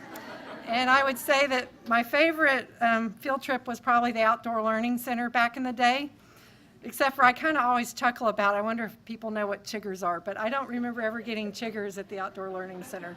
So thank y'all all so much for what you do. Thank you for sharing your evening with us. Thank you. We look forward to the recognitions we'll have going on in May. Yes, ma'am. So with that, and I was going to say, someone relayed to Dr. Rivera how much we appreciate his caring for our kids for 25 years. And I think, the defibrillators have made an impact, but also the EpiPens, we all know someone that has an allergy. He has continued to remind us of our responsibilities, and that's part of our safety and providing for our kids. So please relay that to him. Now we will take a brief recess. It is 8:11 p.m. And we will recess until 8:20 p.m. Groups of more than 5 people who want to present a particular viewpoint. So we don't need to designate anybody because we've got one speaker. If you speak during audience for guests, either individually or on behalf of a group, please remember that the board cannot deliberate on any subject that is not included on the agenda for this meeting. Last, we ask that you not discuss students who are not your own child. Timekeeper, Mr. Ramos, please start the 30 minutes now, but please also time each speaker for 3 minutes. Ms. Lewis, would you like to come up and speak to the board? Welcome. Happy April.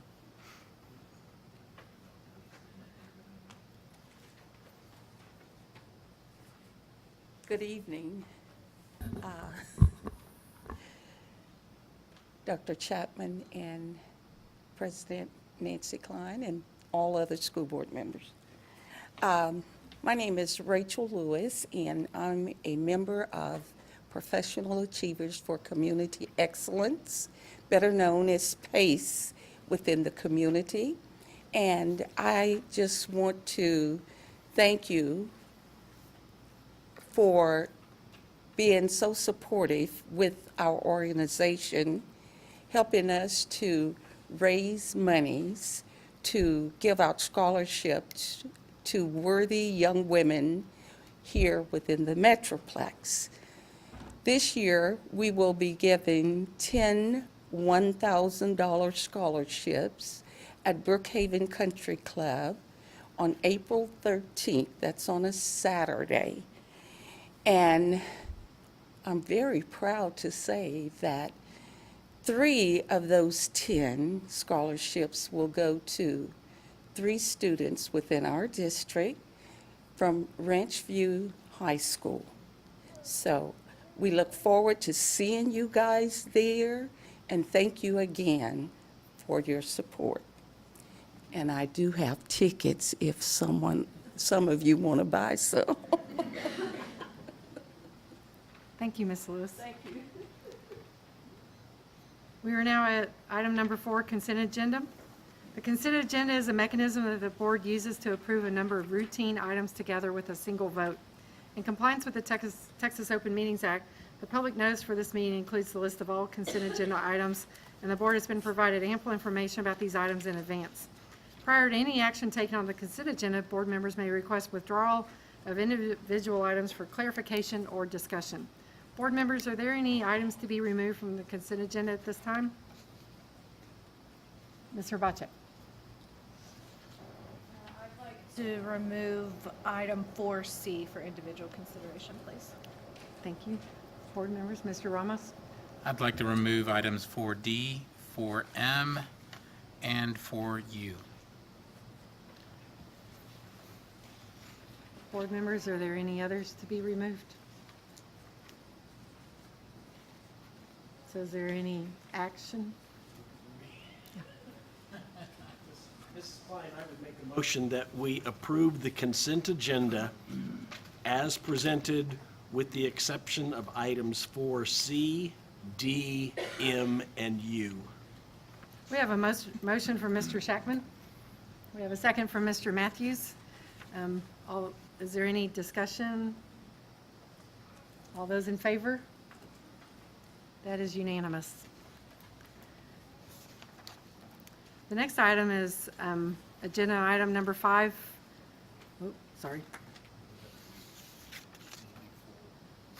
Because it's the items removed is, okay, 5A. So the next item is 5A, items removed from consent. So we have item 4C. Ms. Hrbacek? Yeah, I'd like to split that by removing the contracts from Ranch View High School. Okay. So would you like to make a motion for the other ones? Did you do something? I do. I needed 2 other ones too, Polk and Freeman for me. Yes? We have traditionally done this way, and we can continue to do that. The parliamentary procedure rules, we can, if we choose, because we are actually accepting an action item of the recommendation of staff, we are not actually approving individuals. So it is perfectly within purview to not have to pull all of the specific individual ones if that's the way it would agree, but that would certainly be acceptable in this particular case, because it's not a matter of saying I'm approving or I'm voting for a specific person or even a specific group of people, and all of the salaries and all of those pieces are part of prorated formulas within the district. So that certainly is something within our purview if the board so chooses. I think one board member has mentioned they are aware of that, but they still would prefer to proceed this way. Not sure. I would say let's try to, it may be lengthier, but, so would you like to take a shot at a motion, Mr. Shackman? We pulled Ranch View, we pulled Polk and Freeman for myself. Freeman. So, Ms. Klein, I would make a motion that we accept the item 4C with the exception of 4C Ranch View High School, 4C Polk Middle School, and 4C Freeman Elementary. So we have a motion by Mr. Shackman. We have a second by Ms. Derrick. All those in favor? So we have, that is unanimous. And so now we have the ones that people are recusing on. Would someone like to take a shot at that motion? You know, continue. Moving on, I would move that we accept the contracts from item 4C Ranch View High School. So we have a motion to accept the contracts from Ranch View High School. We have a second from Mr. Matthews. All those in favor?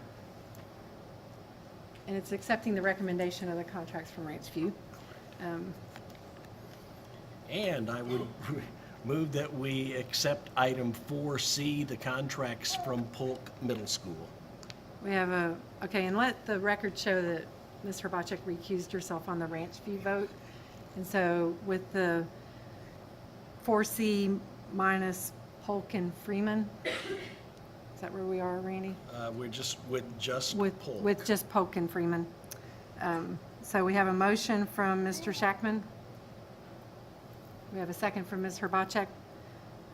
All those in favor? So let the record show that it's unanimous minus Mr.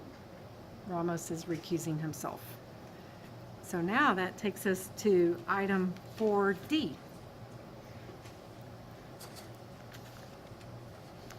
Okay. 4D is me, I'm recusing myself on D. So you're just recusing yourself, you don't have any discussion? No. Okay, so we have consent agenda item 4D was removed for recusal. Do we have a motion? Motion by Ms. Derrick. I make a motion that we approve item 4D, consider approval for the purchasing report for the period of February 1st, through February 28th of 2019. Do we have a second? Mr. Matthews, thank you. Is there any discussion on consent agenda item 4D? All those in favor? That is unanimous minus Mr. Ramos. Item 4M, just recusal, Mr. Ramos? That's correct. Mr. Shackman? Actually, I believe we can combine, so I would So would you like to move- go ahead and combine M and U? Right, I would move that we approve items from the consent agenda for M and U. Okay. So we have a motion by Mr. Shackman to approve of consent agenda items 4M and 4U. We have a second from Ms. Herbacek. Is there any discussion? So all those in favor? So that is unanimous minus Mr. Ramos recusing himself. Thank you very much. So that takes us to item 5B, consider and take possible action regarding amendments to the standards of professional practice board operating procedures. Dr. Chapman? Yes, ma'am. On February 5th, the Board of Trustees, along with Sandy Tarski, legal counsel, facilitated the process of the board reviewing and editing its board operating procedures. You have a copy in front of you with the corrections and edits along with the amendments. Ms. Tarski is also here in the event that you may have questions upon that. As soon as Ms. Tarski finalized those items, we sent those to you immediately. You've had those in hand for at least a month. So any questions or concerns that I or Ms. Tarski may be able to answer? We started having these procedures back in probably about 10 years ago, and we routinely try to review them, and we, as part of the process, I believe, decided to adopt an annual review occurring after the elections are over each May. So in June-ish timeframe, we will review this. Ms. Herbacek had brought up and wanted us to be sure and do this because it had been a couple of years since an actual review of the board had taken place. So we went through page by page, word by word, and Ms. Tarski also brought to our attention items in our governing documents to do with the next agenda item. Correct. That we should also update to be in agreement with our board operating procedures. Do any of the board members want to kind of discuss any of the process or what they learned from the process? Or any comments? Or everybody's just all well-educated and good? It was a real interesting procedure. I enjoyed it. And we didn't have a lot of any disagreements, mainly just really agreeing to how we're going to do things and where we're aiming for board energies to go. So I appreciate the board's time commitment that evening and Ms. Tarski's help for summarizing our thoughts. Are there any questions?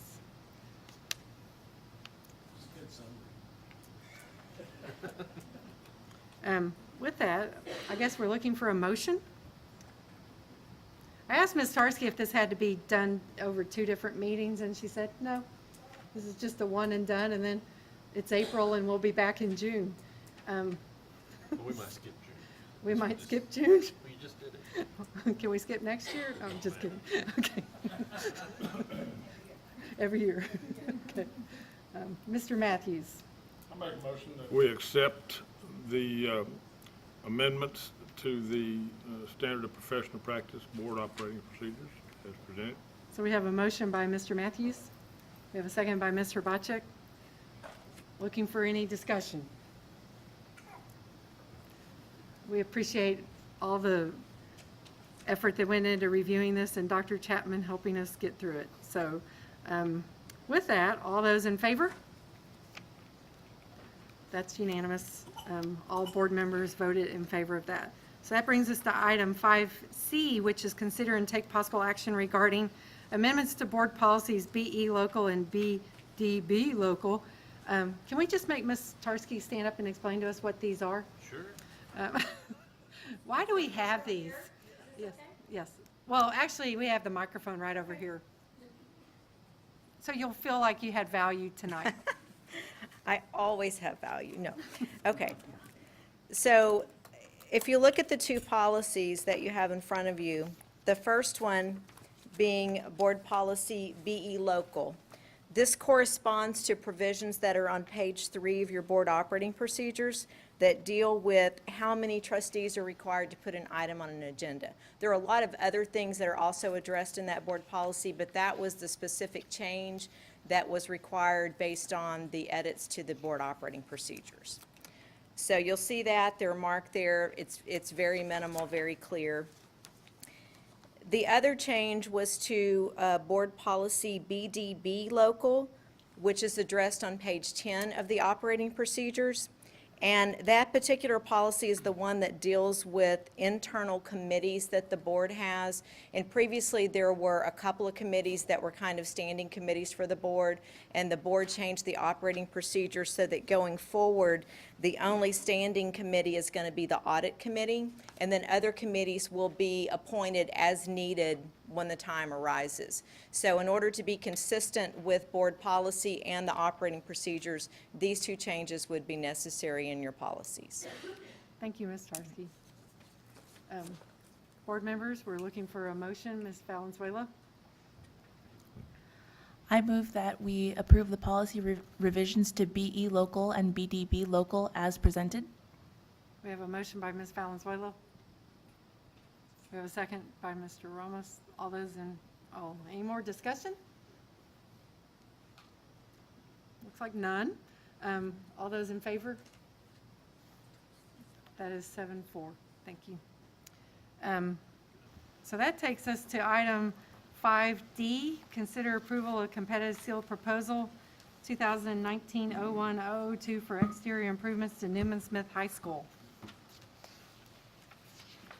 So Ms. Tillman, during pre-meeting, showed you some of the renderings and what we're looking at doing at Newman Smith. And so at this time, she'll further that conversation. The district did receive 5 proposals on CSP 2019-01-002 for exterior improvements. Based upon staff's evaluation of those proposals, we believe WB Kibler offers the best value to the district.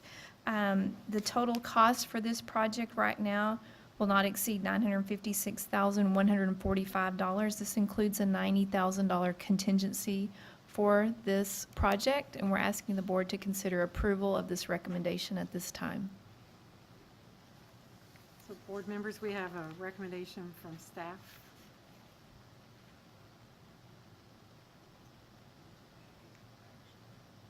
Mr. Ramos?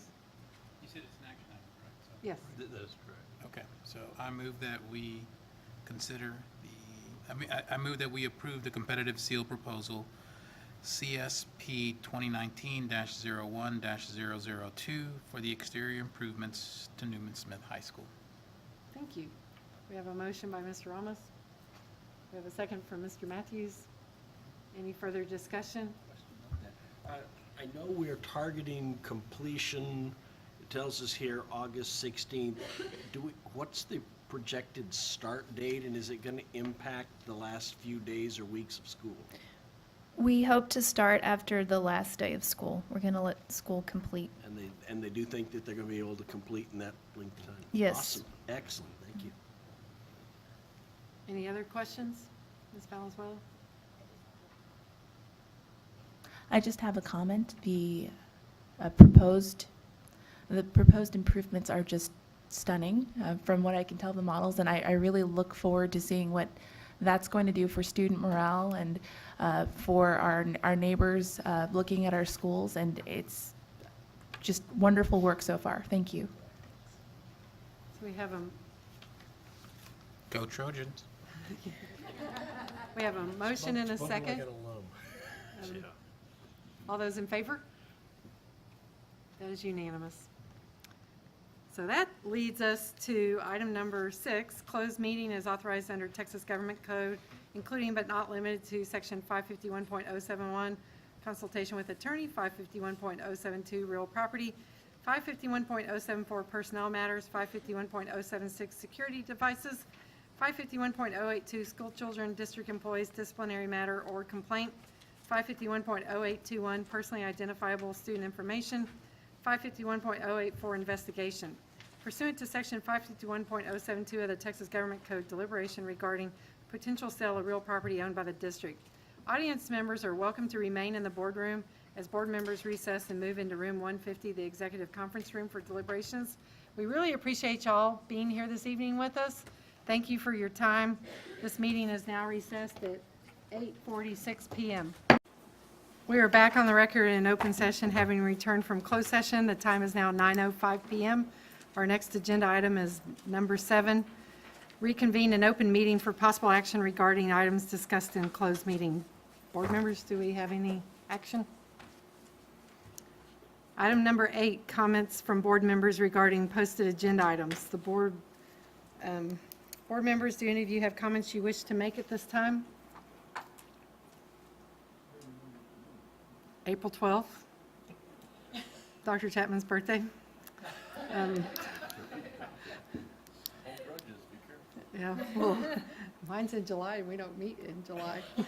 So, I asked him how old he was gonna be, and he wasn't quite sure. yeah,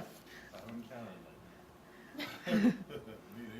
so, thank you. Any other comments you'd like to make at this time? So, item number 9, ladies and gentlemen, by my determination, we've reached the end of our agenda, and we are adjourned at 9:06 p.m.